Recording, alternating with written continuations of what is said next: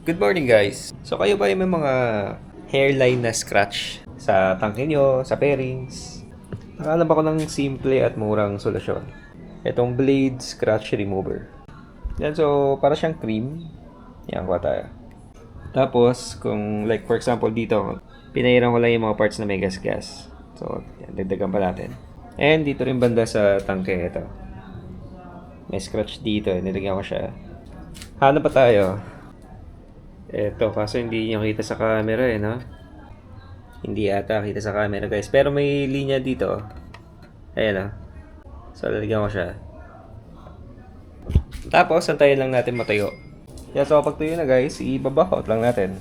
Gamit ang microfiber.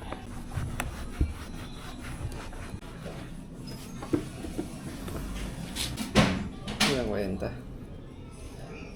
Walang kwenta to guys. Hindi ko sasama sa final cut ang video na to. Hindi sa walang kwenta yung product. Walang kwenta yung paglagay ko ngayon kasi before gumana yan dito saan na yan? Ito nabagsak ko tong side fairing at malakas yung impact, so nagkaroon siya ng scratch dito. Nilagyan ko nun wala na. Pero yung mga nilagyan ko ngayon hindi ako satisfied masyado. Ito, andito pa rin ayan, nakikita nyo yan. Siguro 2 pahid. Pero natamad na ako. Tapos yung dito, ayan pa rin siya. Hindi naman nawala. Baka 2 pahid nga to. So yun lang. Ang labo, di ba? Magre-recommend tapos bandang uli, mapapangitan pala ako. Honest opinion lang. Honest review guys. Pero gumagana to. Kasyagayin mo lang yun nga mga 2-3 pahid. Anyway, sa topic natin for today guys ay kung paano makatipid ng gasolina or how to save fuel. Let's go!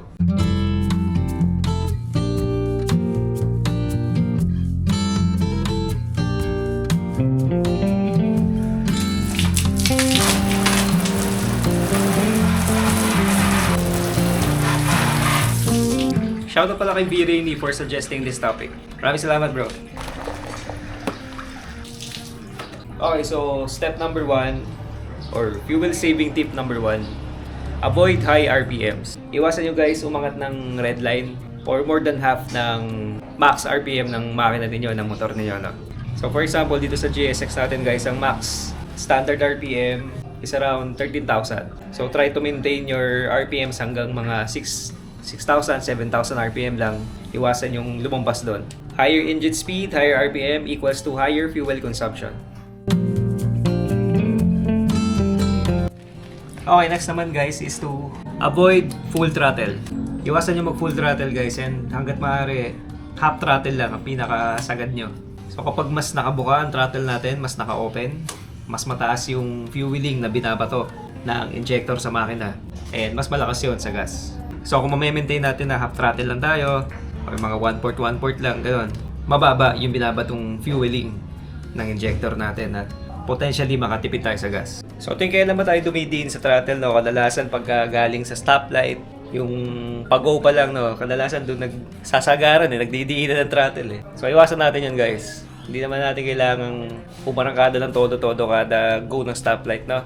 Okay, so disclaimer lang guys, itong sinashare ko sa inyo is para nga makatipid tayo ng gas. Mga techniques or diskarte to save on fuel and maging economical yung pagpapatakbo natin. Pero of course, kung halimbawa nagmamadali tayo, emergency, syempre regardless na yun, hindi mo na iisipin yung mga fuel saving. Sa mga ganong instances, todo mo talaga kung nagmamadali ka, di ba? May nahabol kang oras, may emergency. So, ibang scenario na yun. So kasabay din nun guys is yung avoiding sudden acceleration, yung biglaang arangkada, yung tipong papitik-pitik ka ng throttle. Nalakas din sa gasolina yun guys. Since meron tayo tinatawag na jet fuel or yung sudden acceleration compensation ng fueling. So ibig sabihin lang nun, kapag nasa sense ng ECU na binibigla mo yung throttle, nagdadagdag siya ng additional na burst ng fueling para masuportahan yung kumbaga biglang acceleration mo, no?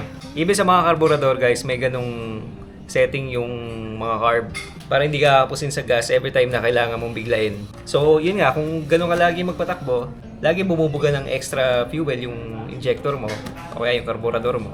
Kung mahilig kang pumitik-pitik sa throttle, no? Yung biglang todong ganyan, alam niyo yun. So yun, avoid sudden acceleration. Okay,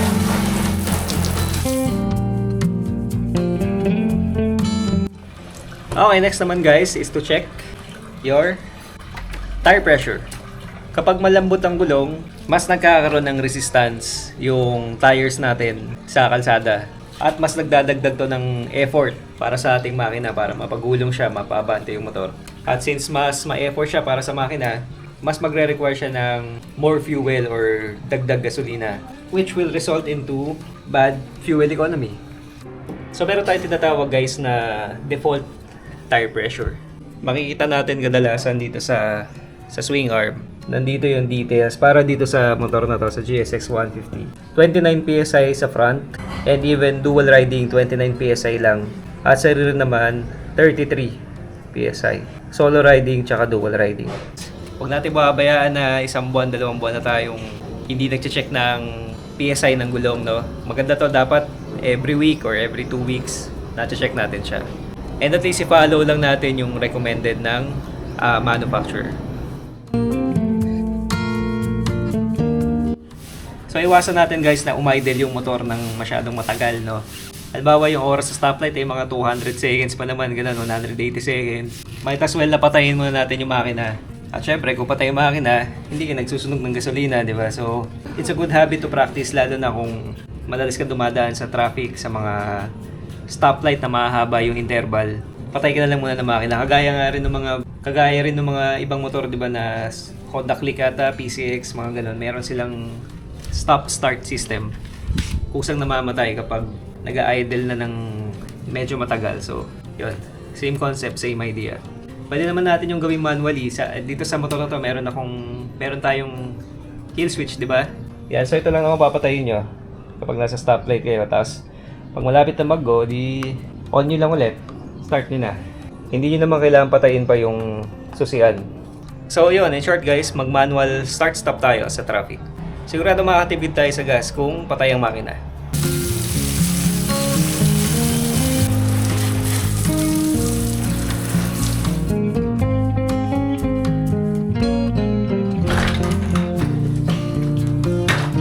Okay, next tip guys is to avoid yung masyadong matagal na engine warm-up.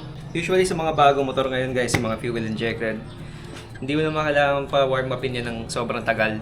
Halimbawa kung 2 minutes to 5 minutes ka nagpapa-warm up, ay para sa akin guys, excessive na yun, sobra-sobra na yun. So sa ganun po to guys, you're probably wasting gas na. At hindi na siya nakakatulong sa makina since hindi rin okay sa makina na masyado siyang matagal na naka-idle. So what I would suggest, pa-warm up ka ng mga 1 minuto, ganyan, tapos alis ka na. Pero wag mo munang bibirahin yung motor mo. Malumanay ka lang muna mag-drive hanggang sa maabot niya yung at least 60 degrees coolant temperature. At yun, kapag nag-above 60 na yan, degrees, pwede na. Drive mo na siya ng normal. Okay, so paano kung wala ka namang temperature gauge, no? Or wala namang way para malaman mo kung 60 degrees na ba? So, ang good rule of thumb, once na feel mo guys na warm na to, itong magneto side cover, pakiramdaman mo lang, hawakan mo, and pag na-feel mo na medyo warm na siya, kumbaga hindi na siya yung gagawin to, ang lamig, no? Pag na-feel mong mainit-init na siya, pwede mo na ma-consider na warm up na yung makina mo. Another tip na madadagdag ko guys is to check your air filter. Kung kayo ay naka-stock filter guys, always make sure na napapalitan nyo siya periodically. At kung naka-washable naman kayo, gaya ko, always make sure na na-maintain natin siya. Siguro every 6 months or once a year. Pero it's always important na malinis yung air filter natin para masiguro na hindi kinakapos yung supply ng air sa intake at na-maintain yung balance ng air-fuel ratio.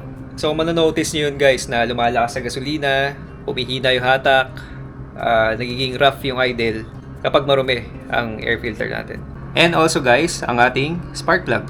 Usually pag malapit nang bumigay ang spark plug guys, lumalakas din sa gasolina, nag-hard starting, nagkakaroon ng misfiring. So yun, check nyo din para ma-maintain natin ang fuel efficiency ng makina. And also guys, change your oil regularly. So mapapansin din natin no, na pag matagal tayo hindi nag-change oil, medyo magaspang na manakbo. Yun nga kasi dumudumi na siya, kumakapal na, lumalapot na yung langis. Nahihirapan yung makina paikutin siya. So lalakas tayo sa gas, lalakas sa konsumo. So yun lang, make sure lang din na you're always on top of your change oil maintenance schedule. Okay, next naman guys, yung gearing o yung sprocket combination natin. So kung stock naman yung sprocket combination ng motor ninyo, wala na kayo masyadong dapat isipin, no? Since calculated na yan ng manufacturer natin to give the most efficient performance para sa motor. Pero kung gusto mong mas makatipid pa, pwede mong baguhin yung sprocket combination mo. Either liitan mo yung sprocket sa likod, kunyari ito 45, gawin nating 44, 43, or lakihan mo yung sprocket sa harap. So yung stock natin is 15, pwede natin siyang gawing 16. So mas magiging mababa yung RPM natin sa certain speeds. Kunyari yung takbong 60-70 mo dati nasa 6,000 RPM ka, 7,000 RPM. Ngayon, pag nagpalit ka ng mas mababang gear ratio or mas taller na gear ratio pala guys, yung takbong 60-70 mo ay nasa ano na lang yun, siguro mga 5,000 RPM ka na lang. Eh yun, kagaya rin na sinabi ko kanina, yung pag-maintain ng low RPM would result into better fuel economy. So yun, pwede reconsider yun guys. Sprocket combination, gear ratio. Aim for a taller combination or a taller gear ratio.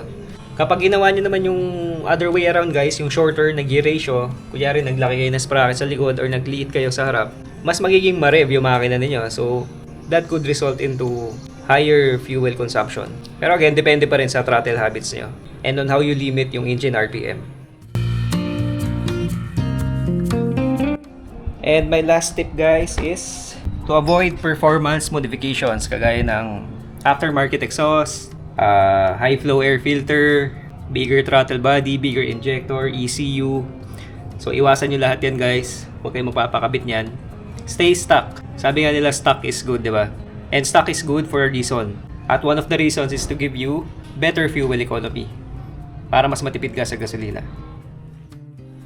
Okay, linis na ulit guys. Ready na ulit maputikan.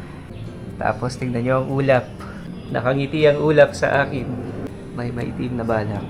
So yun lang ang video natin guys. I hope nakatulong itong mga tips na binigay ko sa inyo about fuel saving or being economical sa paggamit natin sa ating motor. So that's all. Thank you and God bless. Bye bye.